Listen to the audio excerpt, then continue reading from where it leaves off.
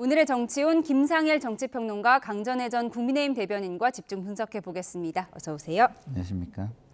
지난 2019년 공수처 설치 등 국회 패스트트랙 충돌 사건에 대한 1심 선고가 나온 가운데 여야 반응은 극명하게 엇갈렸습니다. 영상으로 보고 오시죠.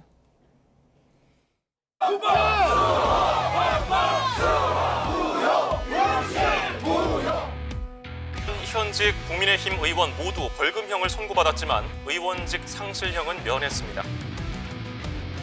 민주당의 독재를 막을 최소한의 저지선을 인정했다고 봅니다. 당 이준석 대표도 검찰이 과연 이번에도 항소를 자제할지 지켜보겠다고 좀 제발 법원으로 가져오지 말고 대화로 좀 해결해라 국회에서. 국회 선진화법에 대한 첫 사례라는 의미는 있지만 정청래 대표는 조희대 사법부답다며 민주당 독재 저지라고 정당화하는 몰염치함에 경악을 금치 못하겠습니다. 적어도 반성하는 모습, 사과하는 모습 정도는 했어야 되는데 마치 민주화 운동을 한 투사처럼 그 얘기를 하시더라고요. 그거 보면서 정말 깜짝 놀랐어요. 네, 법원이 유죄를 인정하면서도 국민의힘 의원 6명 모두에게 당선 무효형까지는 내리지 않았습니다. 민주당의 독재를 막을 최소한의 저지선을 법원이 인정했다. 나경원 의원은 이렇게 자평했는데요. 지금 국민의힘은 하루 지났는데 어떻습니까, 분위기? 어쨌든 나경원 의원이 이야기한 부분은요. 어제 모든 사건에 대해서 유죄 판단을 했음에도 불구하고 양형의 이유에 있어서 재판부에서 헌법재판소까지 갔었던 개선행위 부분을 지적한 것. 여기에 대해서 말씀을 하신 것이 아닌가 싶습니다. 왜냐하면 그때 어떤 물리력의 행사 이런 것들은 불법이 맞습니다만 그렇게 가게 된 당시 자유한국당의 상황이라는 것에 대해서 재판부가 일견 이해하는 듯한 모습이 있었거든요. 왜냐하면 그때 사기특위 위원이었었던 오신환 의원, 권은희 의원에 대해서 이렇게 패스트트랙 태우는 것에 대해서 반대를 하다 보니까 강제로 사보임 행위가 있었어요. 여기에 대해서 자유한국당 입장에서는 부당하다는 것을 국민들께 보여주기 위한 의도가 있었던 것으로 보인다. 그리고 관련해서 오신환 의원과 관련해서는 이게 헌법재판소에서도 결정이 있었거든요. 결국에는 합헌이다라고 나왔습니다만 그중에서 헌법재판관 9분 중에서 4분 같은 경우에는 오신환 국회의원의 표결권을 침해한 것이다라고 하면서 위헌 의견을 제시했던 부분 이런 것들을 예로 들었기 때문에 아마도 당시에 야당으로서는 이런 폭주하는 모습들을 막는 과정에 있어서의 부분들 이런 것들을 법원이 손을 들어주었다라고 지금 말씀을 하시는 것으로 보입니다. 예, 지금 민주당 정청래 대표는 네. 봐주기 판결이었다. 조희대 사법부답다. 이런 비판을 내놨는데요. 어떻게 보세요? 기본적으로 좀 아쉬움이 많은 판결일 수 있습니다. 왜냐하면은 국회 선진화법이라는 게 왜 생겼습니까? 동물국회를 막기 위해서 만든 것이고 소수당을 굉장히 많이 배려한 입법의 결과물이었습니다. 그런데 그런 것들이 굉장히 무력화가 됐다는 점에서는 굉장히 좀 안 좋은 선례를 만든 것은 맞고요. 그리고 이것이 어쨌든 제도를 통해서 뭐 사람들의 주장은 너무 다양하잖아요. 자기 주장이 가장 옳잖아요. 그럴 때 제도를 통해서 억울해도 제도를 통해서 해결하고 그 제도를 통해서 해결하는 것이 안 되면 그 다음 기회를 볼 수 있다. 이게 민주적 거래인 민주주의의 대원칙 중에 하나거든요. 근데 이런 민주적 거래라는 민주주의 원칙을 깼다는 측면에서는 굉장히 불법적이고 이게 유죄다라고 이제 확정을 한 거예요. 단 사법부가 지난번 그 이재명 대통령의 파기환송심과 관련해서 사법자재와 관련된 국민들의 강한 질타, 그다음에 정치권의 강한 질타를 받은 부분에 대해서 양형을 굉장히 많이 고민한 것 같아요. 그래서 이번에는 좀 사법 절제를 좀 해야 되겠다. 그럼 그 사법 절제가 무엇이냐라는 걸 고민한 거죠. 그건 뭐냐? 의석 구조라는 건요, 민심의 결과물입니다. 다시 말해서 투표의 결과물이죠. 민심으로 만들어진 의석 구조를 사법이 바꾸는 것이 맞느냐라는 거에 대한 고민을 굉장히 많이 했을 거예요.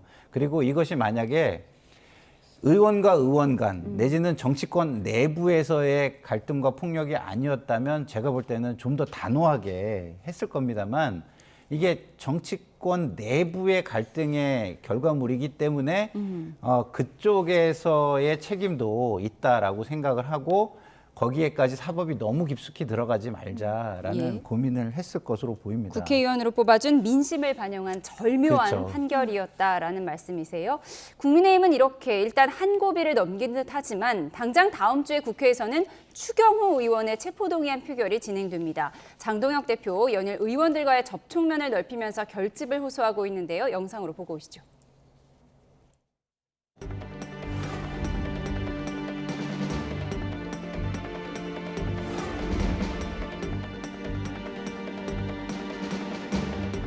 당을 위해서 여러 좋은 말씀들 주셨어요.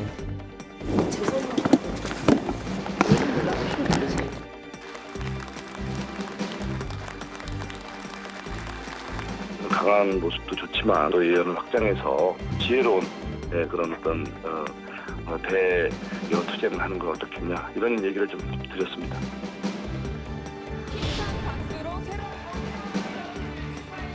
12월 3일에 국민분들의 눈높이에 좀 맞춰질 수 있는 어떤 계엄에 대한 어떤 입장 표현 이런 것들이 나올 것이라고 보고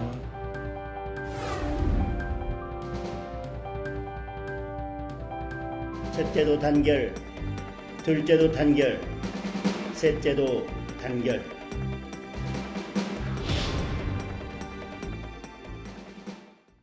네, 국민의힘은 한숨 돌리자마자 바로 다음 주에 국회에서 계엄 해제 표결 방해 혐의를 받는 추경호 의원의 체포동의안 표결이 남아 있습니다. 그러면 12.3 비상계엄 1주년쯤에 영장 심사가 이뤄질 수 있어서 지금 1년이 넘는 동안 국민의힘은 이 계엄의 늪에서 빠져나오지 못하고 있다 이런 비판도 나오는데요. 어떻게 보세요? 그렇죠. 그렇게 생각하실 수도 있고 또 어떻게 보면 저희가 여름에 있었던 전당대회가 있었습니다. 그 이후에 장동혁 대표 체제가 몇 달이 지났음에도 불구하고 이 혼란이 계속되고 있다는 것. 여론조사상으로도 저희 당에 대해서는 수치가 굉장히 답보하고 있는 듯한 모습을 보이는 부분들이 아마 다 연결이 되어 있을 것이라고 생각을 하는데요. 결국에는 추경호 의원이 구속이 될 것인가 이 부분이 아마도 저희가 민주당 측에서 이야기하고 있는 위헌정당 해산심판 청구라든지 이런 것과 맞물려서 일이 더 커질 것인가 아니면 이 정도로 마무리를 할 수 있을 것인가 굉장히 중요한 포인트가 되는 시기가 될 것이라고 보입니다. 11월 27일에 여기 국회에서의 표결이 예정이 되어 있기 때문에 그 이후에 이제 검찰과 법원에서 영장실질심사 날짜가 아마도 그 다음 주인 12월 3일경에 잡힐 것으로 예상이 되고 그렇기 때문에 이게 여러 가지로 좀 의미가 있는 부분들이라고 생각을 합니다. 개인적으로는 추경호 의원에 대해서 영장은 기각될 것이다라고 생각을 합니다만 그럼에도 불구하고 법원의 판단이라는 것은 좀 열려있는 상황이기 때문에 그 과정에서 어떠한 결과가 나오던지 간에 저희 국민들을 설득할 수 있고 정당한 모습을 보일 수 있는 준비들은 지금부터 열심히 해야 되지 않나 싶습니다. 네, 의원 단체방에서는 이제 당명도 바꾸고 당명 변경에 재창당 수준으로 우리가 개혁해야 된다 이런 의견도 나온다고 하더라고요. 그러면 과연 당명 변경까지 갈 수 있을 것인가? 또 당 이름 바꾼다고 뭐가 바뀔 것인가? 이 부분에 의문이 제기돼요. 어떻게 예상하세요? 결국은 우리가 정치권의 어떤 행위를 보면 항상 하는 말은 그게 진정성이 있는 행위냐 이것이 가장 중요한 거죠. 국민들이 그 진정성을 받아들이느냐. 근데 우리가 황교안인데 당명을 바꾼다고 진정성이 받아들여질까요? 받아들이지 않죠. 우리가 황교안으로 행동하지 않은 모습을 보여야죠. 그리고 우리가 윤석열이다. 윤석열의 어게인이다라고 행동하지 않는 모습을 보여야죠. 그런 모습을 보이지 않으면서 이야기하는 것은 이제 국민들이요. 그것을 받아들이지 않습니다. 그래서 중진들이나 이런 사람들은 그 민심을 좀 전달을 하는 모습을 보인 거고요. 저게 어쨌든 변할 수 있는 명분을 대표에게 준 거잖아요. 예. 근데 그런 명분과 기회를 잡아서 어떤 터닝 포인트로 그걸 가져가지 못한다면 영원히 구제불능이 될 것이다라는 생각이 들고요. 아까 제가 얘기하다 조금 마무리를 못했는데 이번 법원 판결이 국민의힘의 나경원 의원이나 송원석 의원의 판결이 면죄부를 주거나 거기에 손을 들어준 게 아니라는 거를 생각을 해야 됩니다. 그렇지 않으면 저는요, 이 국민의힘은 지금 어떠한 사안에 대해서도 국민에게 진정성이라는 걸 인정받지 못할 것이다 이런 생각이 듭니다. 네, 국민의힘이 여러모로 답답할 것 같아요. 지지율 그래픽이 준비되어 있는데 함께 보면서 이야기 나눠보겠습니다.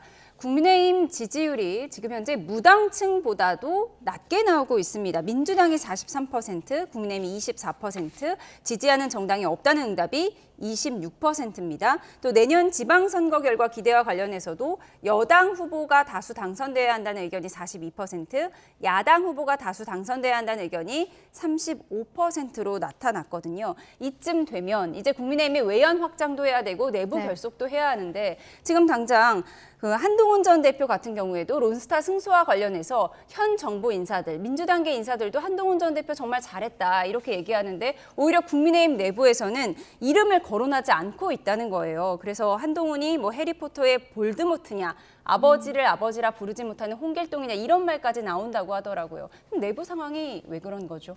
아마 이제 장동혁 대표가 대표로 선출이 되었기 때문에 그 전당대회 과정에서 한동훈 전 대표가 본인은 뭐 플레이어로 나오진 않았습니다만 당시 최악, 차악 이런 표현을 쓰면서 장동혁 당시 후보를 또 저격하는 글들을 썼기 때문에 감정적으로 좋지 않은 부분들이 연결되어 있다고 생각을 합니다. 특히 최근에 김예지 의원의 장애인 비하 발언 이것을 한 박민영 대변인에 대해서 서로 간에 좀 입장이 다른 부분들도 조금은 오래 갈 것 같다라고 생각하는 것이 이게 단순히 말실수 하나로서 끝나는 것이 아니라 좀 캐캐묵어 보이는 한동훈계와의 어떠한 갈등들 이런 것들이 연결되어 있기 때문이다라고 말씀을 드리고 싶은데요. 근데 저희가 이제는 지방선거 체제로 전환을 해야 되는 것이 이미 지난 상황이고 그리고 말씀 주신 것처럼 여론조사상으로도 저희는 상승 국면을 지금 전혀 타지를 못하고 있습니다.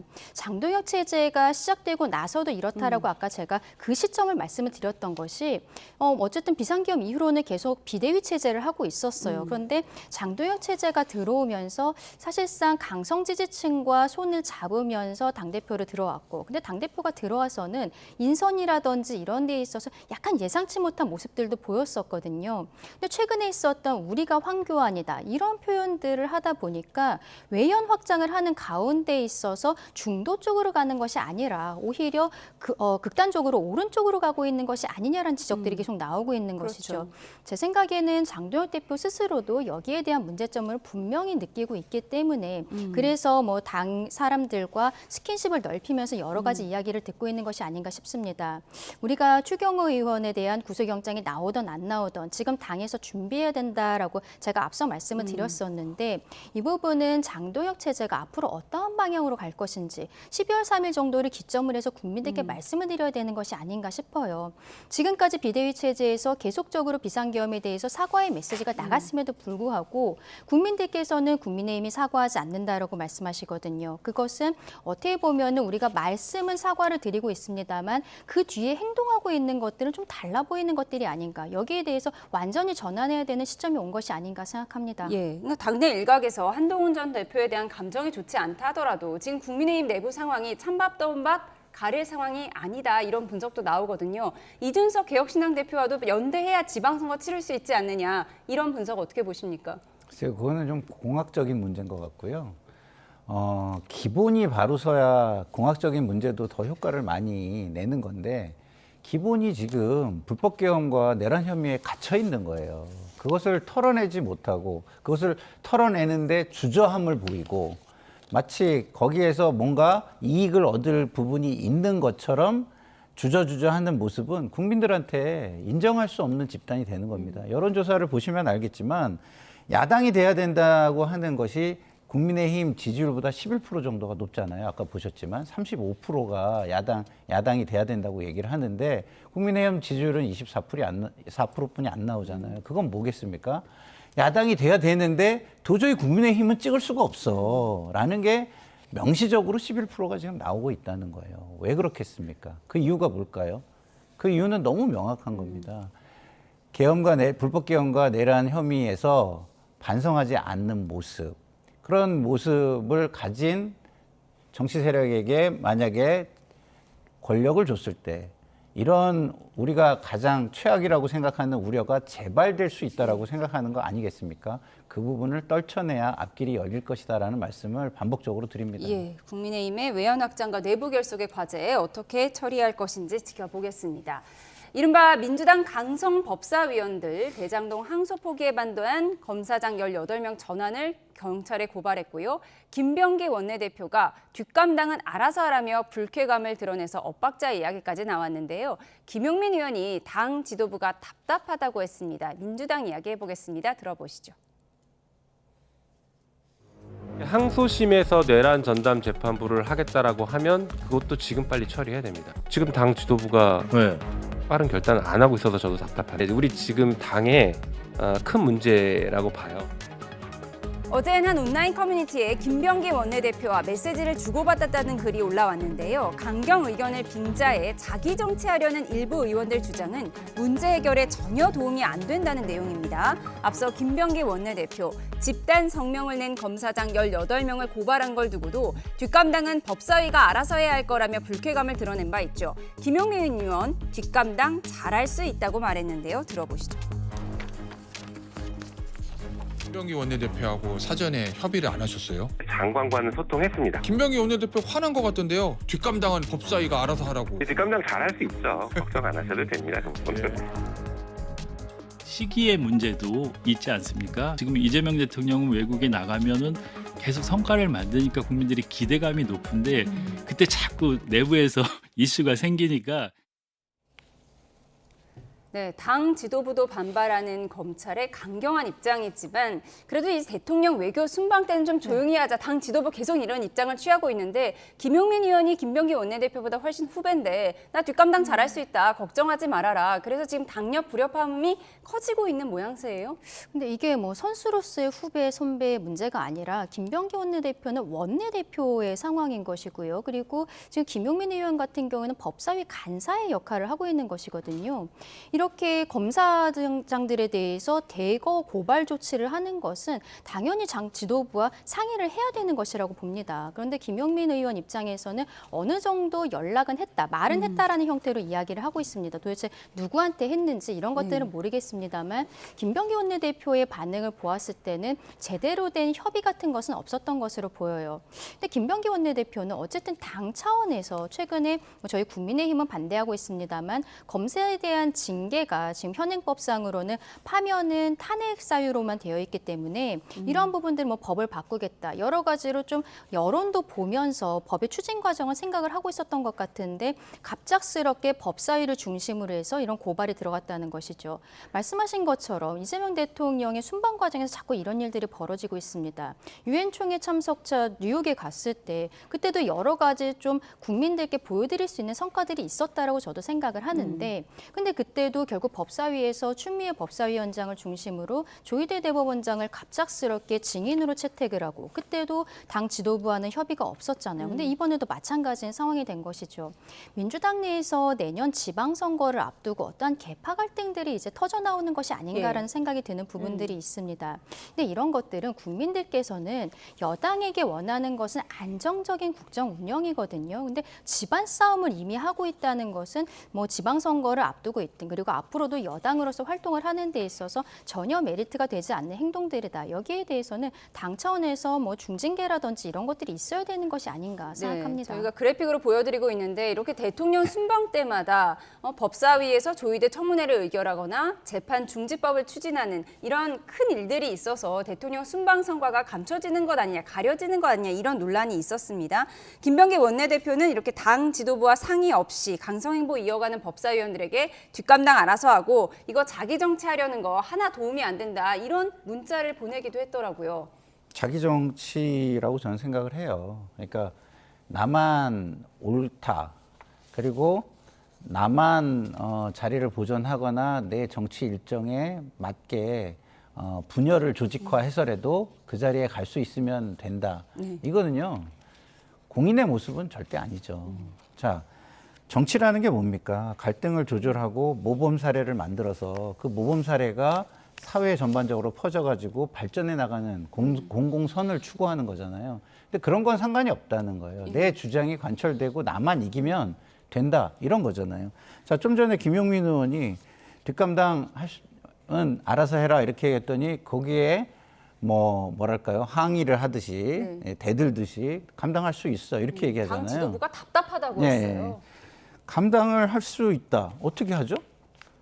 본인들이 그래가지고 이 정권이 잘해서 지지율이 올라가야 되는데 못 올라가거나 아니면 당 지지율이 빠지거나 대통령 지지율이 빠지면 어떻게 감당할 수 있다는 거예요. 자기한테 피해가 없으니까 감당할 수 있다라는 얘기를 하는 것뿐으로 안 들리잖아요. 그 피해는 당 지지율과 대통령 지지율로 나타난다면 그럼 구체적으로 그거에 대해서 어떻게 감당할 수 있는지를 말씀하셔야 돼요.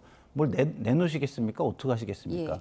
그래서 저는 이런 거는 그냥 계속해서 나만 옳다라는 얘기를 하고 싶은 것이다. 그리고 그걸 통해 가지고 강성 지지층과 분열과 분노를 잘 조직화하면 나의 정치 일정은 문제가 없다. 이런 얘기를 하는 것이라서 공인으로서는 저는 부적절하다고 봅니다. 예, 강성 지지층만 보는 강성 의원들의 자기 정치다라는 비판을 주셨습니다. 그런가 하면 민주당 박주민 의원이 오세훈 서울시장을 지목하면서 런세훈 시장이라고 비판에 나섰는데 어떤 일이 있었던 걸까요? 화면 보시죠. 지금 우리가 짓겠다고 하는 그 높이로 지어질 때의 이 모습입니다. 정전에 섰을 때 눈이 가려집니까? 전혀 그렇게 보이지 않습니다. 숨이 턱 막힙니까? 네, 전혀 아니라고 봅니다. 기가 눌립니까? 네. 오세훈 시장은 연단협정 수용하라! 수용하라! 수용하라! 수용하라! 뒤로 들어갔대요. 야, 너무하네. 여기로 들어갔지. 코리아라면 여기 막고 앞에 막고 있고 여기 뒤로 들어갔다고? 당당하지도 못하고 치사하다 진짜. 치사한. 원래 이 정도였어요? 오세훈? 이렇게 몰래 이렇게 하는 게 어딨어요? 서울의 시장이라는 사람이. 저는 상당히 진짜 불쾌하고 매우 분노스럽습니다. 실망입니다.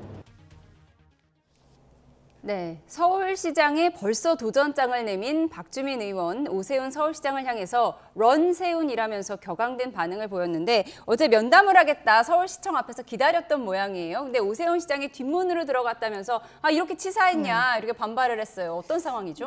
제가 이제 오세훈 시장과 직접 통한 기자분께 들은 얘기로는 오세훈 시장은 이렇게 박주민 의원이 온다는 것에 대해서 전혀 몰랐고 그리고 뒷문으로 들어갔다라고 지금 표현을 합니다만 원래 들어가는 문이 따로 있다라고 합니다. 네. 그래서 그쪽으로 갔을 뿐인데 박주민 의원이 여기에 대해서 뭐 미리 약속을 한다든지 뭐 이런 것들도 전혀 없이 갑작스럽게 찾아와서 런세훈이라고 이야기하는 것은 이슈를 만들기 위한 그냥 행동이 아닌가, 그냥 자기 정치가 아닌가라고 생각을 하고요. 본인 입장에서는 내년에 서울시장 나가겠다고 이미 진지게 선언을 했거든요.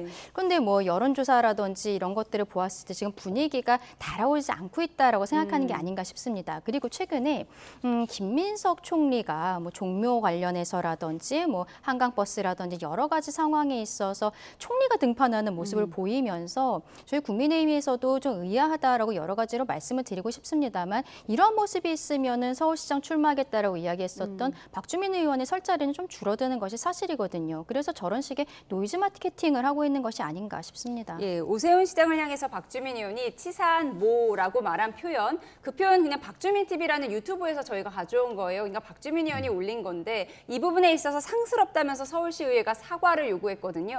어떻게 보세요? 뭐 그 한 어떤 글자는 뭐 부적절한 부분이 있으니까 그건 쿨하게 인정하면 될 것 같아요. 그리고 젊은 정치인이니까 그 정도는 충분히 할 수 있을 거라고 보고요. 또 그것이 선거에도 또 저는 도움이 된다라고 생각합니다. 인정할 거는 인정할 줄 아는 정치인이라는 모습을 보여주는 거고요. 그렇지만 저것을 너무 이렇게 잘라서 볼 것은 저는 아니라고 보는 게 박주민 의원은 서울시장에 도전하는 사람이에요. 그렇기 때문에 지금 캠페인을 위해서 많은 일을 하는 겁니다. 그런데 면담 요청을 하는 데 있어서 만약에 오세훈 시장이 그것을 거절하고 싶다면 또 거절하는 것을 당당하게 이야기하면 되는 거예요. 그리고 선거 캠페인상으로 저렇게 해가지고 유리하다고 하면은 저 정도까지는 뭐 그렇게 대단하게 뭐 문제가 될 만한 건 아니지 않습니까? 그 한 글자는 제가 좀 실수한 것 같지만 저렇게 가가지고 시각적으로 보여주는 어떤 행위를 통해서 자기가 좀 더 우위에 있는 것처럼 보이게 하는 네. 것이 나쁘다고 얘기하기는 좀 전 어렵다고 봅니다. 예, 박주민 의원은 오세훈 시장이 아닌 나경원 의원과 자신이 맞붙을 것이다. 뭐 그런 예상도 했다고 하더라고요. 그렇죠. 오세훈 시장이 지금 특검의 수사 대상으로 올라가 있기 때문에 그런 것들을 좀 부각하면서 또 어떻게 보면은 국민의힘 입장에서 다각도로 여러 뭐 주자들이 있을 때 좀 흩어지는 지지율 이런 것들을 노린 것이 아닌가라고 생각을 합니다. 근데 이런 것들은요, 어떻게 보면 우리가 박주민이라는 정치인에게 원했었던 모습은 아니지 않나라고 생각을 해요. 박주민 의원에 대해서는 저도 반대 입장에 있습니다만 세월호 변호사로서 굉장히 정의로운 변호사, 약자를 위한 변호사 이런 이미지를 가지고 국회에 들어왔는데 최근에 보여주고 있는 행보들 그리고 저런 형태의 노이즈 마케팅을 하는 모습은 우리가 박주민이라는 사람에게 원했던 모습은 아닌 것 같다라고도 생각합니다. 네, 지방선거가 벌써부터 달아오른 모습입니다. 정치원 여기서 줄이겠습니다. 김상일 정치평론가, 강전혜 전 국민의힘 대변인과 함께했습니다. 고맙습니다.